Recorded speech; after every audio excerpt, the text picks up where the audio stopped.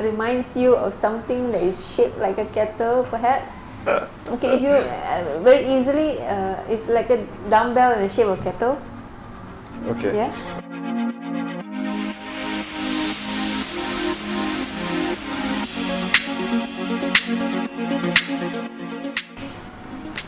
Okay, everybody, we're back here again at Anytime Fitness Clementi City with Coach Leah.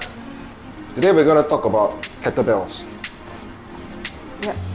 So it's a that strange looking round ball thingy in the gym that you see all the time.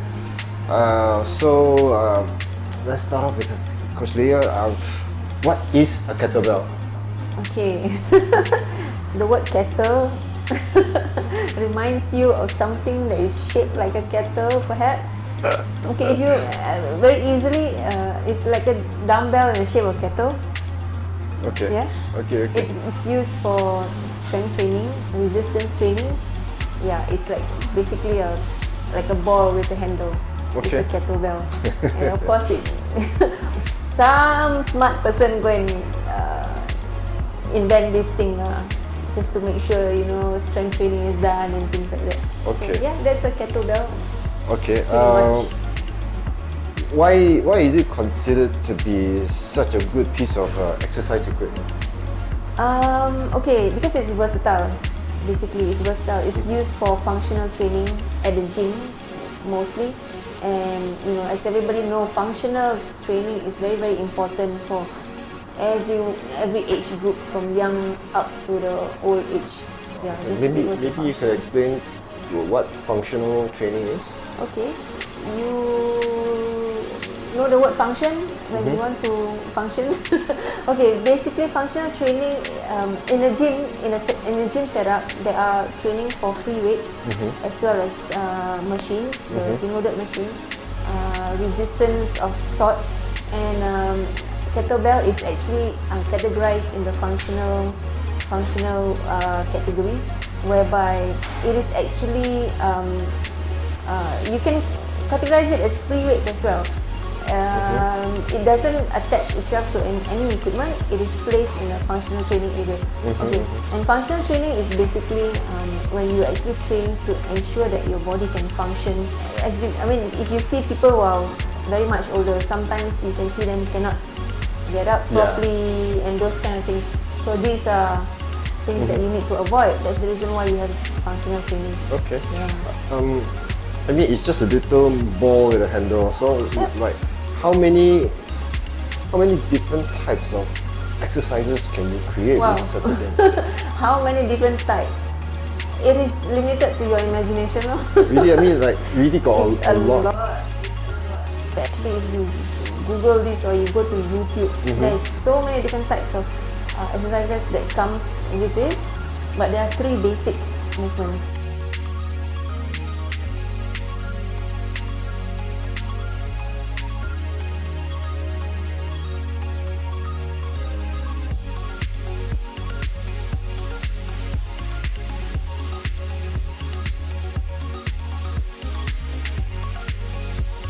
So the different weights just basically goes with the different type of exercises and what you can handle.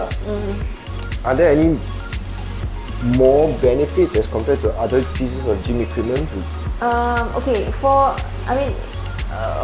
kettlebell training, you can actually use it for resistance. You can also use it for high intensity training. Yes. Those people who follow my kettlebell workout, they can actually go from just simple resistance training, just like any dumbbell, or they can actually increase their heart rate to up to zone 4, zone 5. Wow. Yes. So, but that's like literally doing aerobics with a kettlebell. Yes. Cardio and strength all together at once, and you really lose your breath kind of thing. Okay. Yeah. Any physical risks using such a thing? Of course. Any exercise you do, there is always physical risk, especially when it comes to high intensity training. When you use weights, there is always a risk of injury if you do not warm up properly. So warming up is very, very important, muscle warm up, because when you when you actually do the jerk, for example, you really have to pull that weight up. And sometimes if you don't warm up, your tendons and your muscles may just be strained. Oh, Yes, I've seen this happen. That one, especially when you grow older, Yes, definitely. you need to take more time to warm up. Do these exercises have to be done in a gym? Not necessary. Kettlebell you can carry anywhere. I mean, ideally, of course, when you actually use this kettlebell, especially when you do the swing, you need to make sure that the area around you is safe. Nobody is standing in front of you, because there are sometimes, you know, when you swing up, you tend to let go accidentally, and it could hit someone. I've seen people actually let go at home, which is yes, that happens. So yeah, that's quite dangerous if you do not make sure that your area is clear. Ideally, of course, the floor has to be the soft type lah, and just in case the thing drop on the floor, it doesn't break your tiles. Yeah.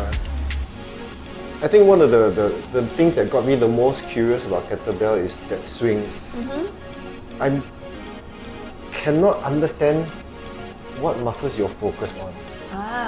Okay. So that's one of the things that started stirring my imagination, because you know, the jerk and all that, I can physically see and understand, but when you're doing a swing, what are you working on? What muscle groups are you working on? A lot of people, actually beginners especially, they make this mistake when they swing from between their legs up.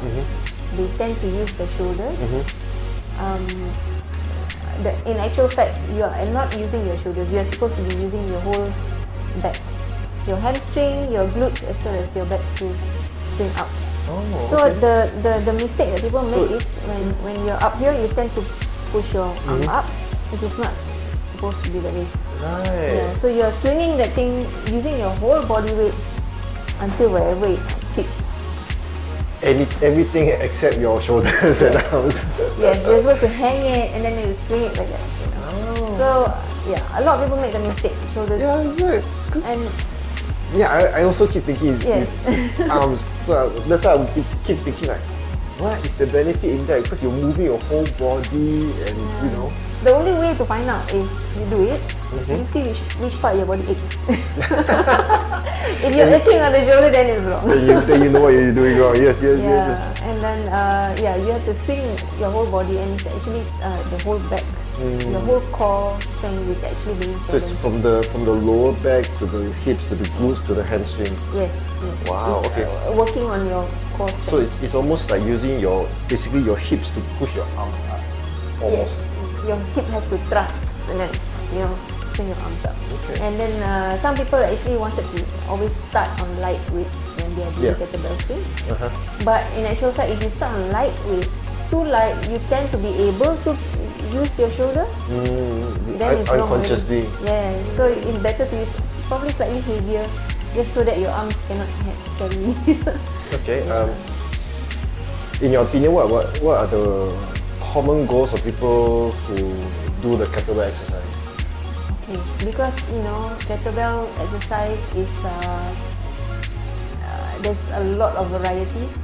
So whatever your goal is still possible. But of course, when you're doing things like bodybuilding and powerlifting or whatever, you don't use kettlebell. Kettlebell is, like I said, functional. If you want to strengthen your whole body, then you use kettlebell. Like CrossFit, the whole body lah. So would it be fair to say that it's more for, like you said, not for people who are looking to build bulk or bodybuilding style kind of workouts, but more, I hate to say it, but functional. More for everyday movement strengthening kind of workouts. Alright, cool. Yeah, so if you all want to find out more about kettlebells and how to use it, you can always search for Leah or Edward. Edward also. Over here in our gym, we have Edward, who is this person specialized in kettlebell. There is also another lady trainer, Ting Fang. She also does kettlebell. So yeah. Cool. So if any of you are watching want to find out more or want to try out, you can always come here and contact them and give it a try. Do not try kettlebell on your own, especially if it's first time. You really need to get someone to assist you because first timers always make mistakes. Okay, so so even if you buy one and then you go home, the likelihood of you. So that means there's also a factor of feel when you're doing the exercise.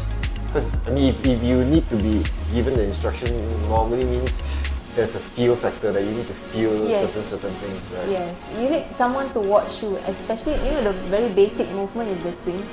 So you need someone to watch you swing, whether you swing properly, from which joint you are swinging. It's very important. Yeah. So when you do the jerk, for example, also. Are you using your shoulders or are you using your whole body? I mean, of course, you're supposed to use your whole body. You need someone to watch you, right? Correct you, and then after that you can do on your own once you're able. Alright, cool. Okay, that's it for today. Thank you very much, Coach Leah, again for hosting us and having a chat with us about the kettlebells. No problem, anytime. Alright, see you all in the next video.